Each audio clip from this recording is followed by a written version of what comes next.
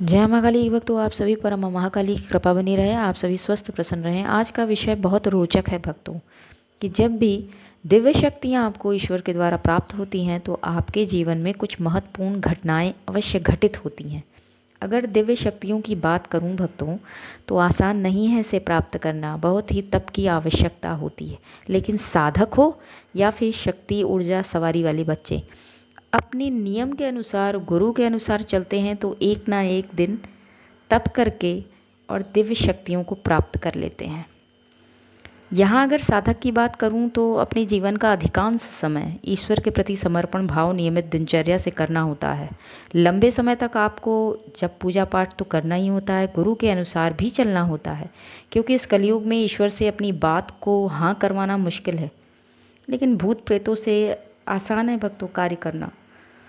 मैं आपको यही कहूँगी और हमेशा अपनी वीडियो में यही कहा है मैंने, कि जितना हो सके भक्तों अम्मा काली की पूजा करें, अम्मा दुर्गा की पूजा करें, या फिर जिस भी देवी देवताओं को आप मानते हैं उन्हें भजें, उनके निकट जाएं, अपनी इष्ट माँ का या इष्ट देवी देवता का पूजन करें भक्तों, ईश्वर के प्रति समर्पण भाव दिखाएं उनके।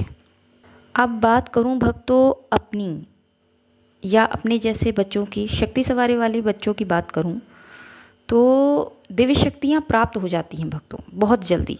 सवारी वाले बच्चों को, अगर आपके गुरु अच्छे हैं, आपका तप उच्च कोटि का है, आपका जप अधिक है, क्योंकि जब देवी देवता अपनी ऊर्जा शक्ति भक्तों को देते हैं तो आदि शक्तियाँ पहले ही मिल जाती हैं भक्तों।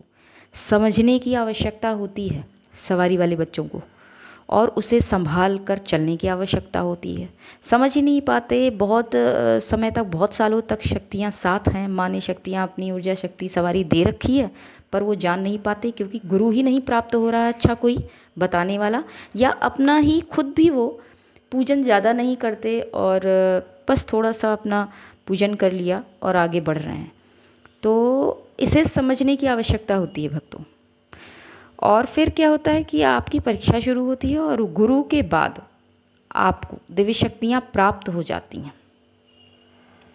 और घटित होने लगती हैं आपके साथ कुछ घटनाएं जो ईश्वर के द्वारा प्रदत्त होती हैं, उनके द्वारा आपको दी जाती हैं।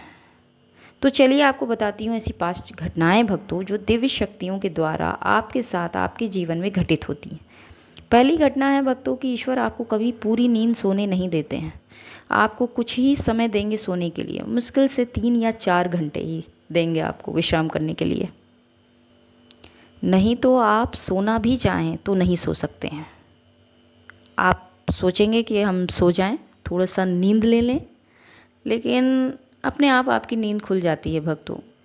रात में आप सोएंगे 11 बजे, 12 बजे, 1 बजे सोएंगे और सुबह आपकी 3:30-4 बजे नींद अपने आप खुल जाएगी। पर सबसे बड़ी बात यह है भक्तों कि यहाँ किंचित मात्र भी उसका असर आपके दिमाग पर, शरीर पर नहीं पड़ता और आप पूर्ण रूपेण स्वस्थ रहते हैं, प्रसन्न रहते हैं।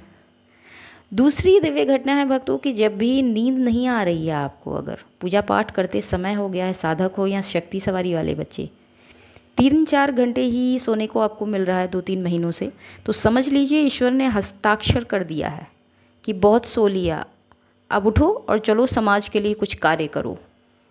तीसरी घटना है भक्तों, सभी को एक समान देखने लगेंगे आप, ना कोई राजा, ना कोई रंक, ना कोई भेदभाव। जैसे अम्मा काली सभी संतानों को एक बराबर मानती हैं अपने। चौथी घटना है भक्तों, मोह से मुक्ति मिल जाता है आपको। भगवान आपको मोह से मुक्त कर देते हैं भक्तों, कि आपके ऊपर किसी चीज़ का प्रभाव नहीं पड़ता। कुछ अच्छा हो रहा है तो भी अच्छी बात है, कुछ नहीं भी अच्छा हो रहा है तो भी अच्छी बात है, आपके ऊपर किसी भी चीज़ का फर्क नहीं पड़ेगा। मोह से मुक्त कर देते हैं। अगर आप महादेव की साधना करेंगे कभी तो ये बहुत जल्दी वो दे देते हैं, मोह मिटा देते हैं, बिल्कुल मोह खत्म कर देते हैं आपका। पांचवी घटना है भक्तों, महत्वपूर्ण घटना, दिव्य दृष्टि आपको इस समय भक्तों प्राप्त हो जाती है, खुल जाती है आपकी दिव्य दृष्टि। ईश्वर का साक्षात्कार हो जाता है, आप उन्हें देख पाते हैं, वो कैसे देखते हैं, उनका अनुभव कर पाते हैं कि वो क्या कह रहे हैं, कैसा महसूस करते हैं। ये आपका अपना अनुभव होता है भक्तों। तो ऐसी बहुत ढेर सारी बातें हैं भक्तों जो करना चाहती हूँ, पर समय कम है, तो अपनी बातों को यहीं विराम देती हूँ और आगे फिर और महत्वपूर्ण बातें आपको बताऊंगी भक्तों। धन्यवाद भक्तों।